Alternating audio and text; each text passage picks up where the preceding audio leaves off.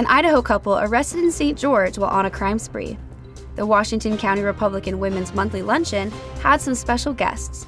And high school baseball season kicks off this weekend. You're watching St. George News at 5. Good afternoon, I'm Amy Bennett. A theft spree at the Red Cliffs was brought to a halt when a store employee noticed a woman pushing a stroller filled with unpaid merchandise. 44-year-old Tawny Rodden of Idaho and her boyfriend, 43-year-old Dustin Reinbarger, were arrested for attempting to steal from multiple stores inside the mall.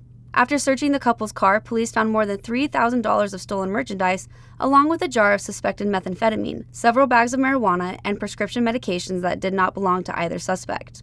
Officers believe that the two suspects had planned to steal even more merchandise from other stores had they not been caught. Rodden also has a history of theft convictions, and while being interrogated, she admitted to the crimes.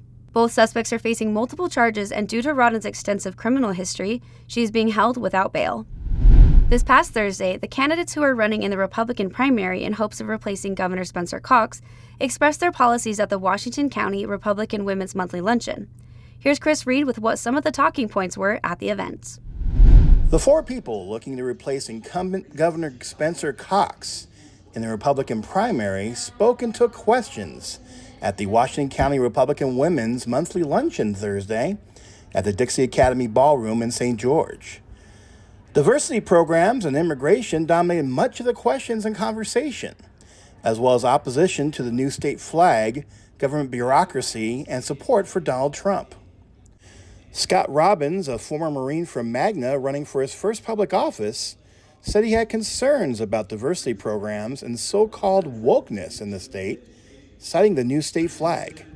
Carson Jorgensen, the former chairman of the Utah Republican Party, said he was worried about the younger generations being able to afford to live in Utah, saying excessive government spending is at fault. State Representative Phil Lyman said as governor, he plans to stand up to the federal government.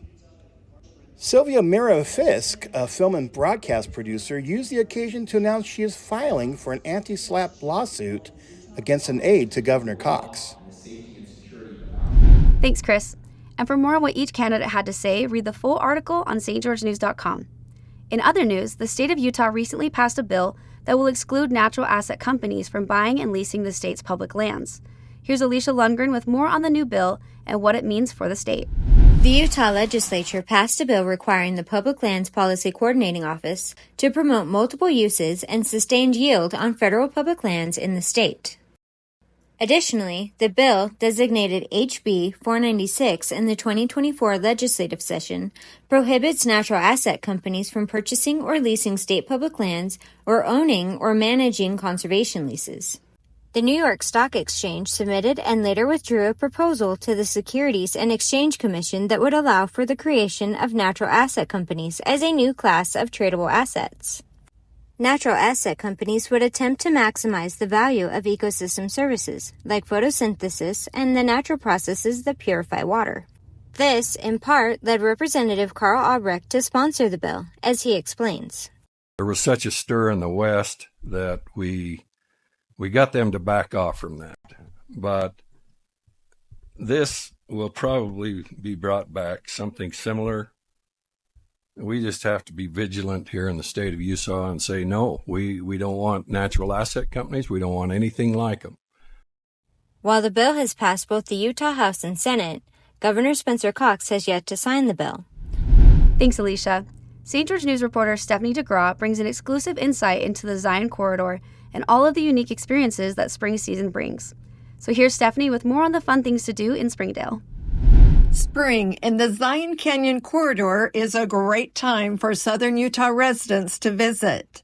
Kate Campbell, the new president of the Zion Canyon Visitors Bureau, had this to say. Evenings in Springdale are a fantastic time to come and enjoy dinner and the shops and the galleries. After 5 p.m., parking is free. There's shuttles operating up and down the town, and there are many attractions to come and look at without even entering Zion National Park. The nonprofit group is updating their website and increasing their social media presence. You can sign up for updates on their website at zionpark.com. Thanks, Stephanie. The Dixie Watercolor Society's spring exhibition is upon us, and this year's theme is A Splash of Color.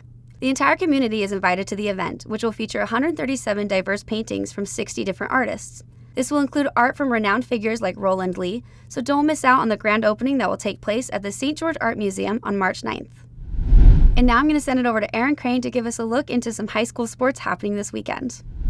Thanks, Amy. High school baseball season is upon us, and although a few Region 9 teams have already had their seasons underway, this weekend is chock full of great baseball games to watch. So I'm going to go down the list. Tonight at 7 o'clock, the 1-0 Dixie Flyers will host the 0-1 Bear River Bears. Pineview has a couple home games slotted tonight, one of which already started against Hunter, and another one that starts at 7 o'clock against West Jordan. Then the Crimson Cliffs Mustangs will play Harriman tonight at 6. The Hurricane Tigers have 2 games tonight as well, playing Union at 6 and Skyview later tonight at 8:30. Desert Hills will be playing Juan Diego at 6:30 and turn around and play again at 9 o'clock against Cypress. And the last games tonight will be Spanish Fork at Snow Canyon at 7 o'clock, and the latest game of the night will be the Warriors playing American Leadership Academy out of Arizona at 9:30. But don't worry if you're busy tonight, there'll be games going on all day tomorrow.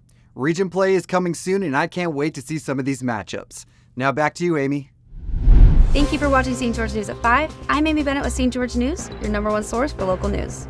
This has been St. George News at 5.